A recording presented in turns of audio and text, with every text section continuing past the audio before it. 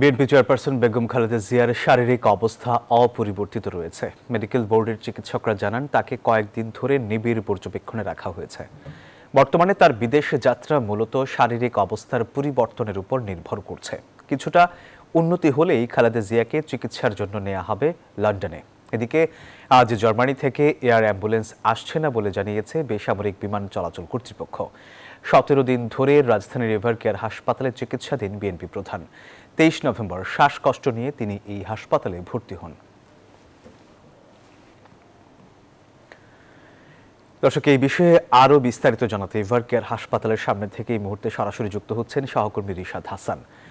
রিশাদ, খালেদা জিয়ার শারীরিক অবস্থা ও বিদেশ যাত্রার সবশেষ কি তথ্য আছে আপনার কাছে? নতুন কিছু জানতে পেরেছেন কিনা জানাবেন আমাদের।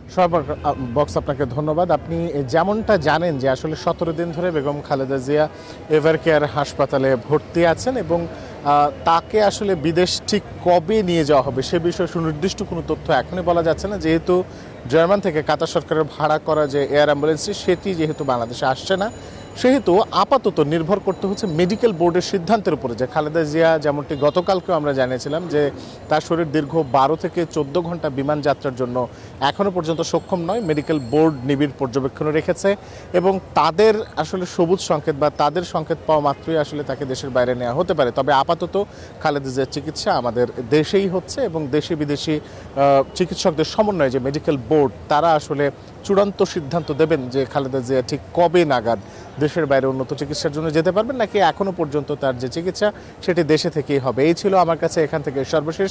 ফিরে যাচ্ছি আপনার কাছে স্টুডিওতে। সোহাগ। রিশাদ, আপনাকে ধন্যবাদ।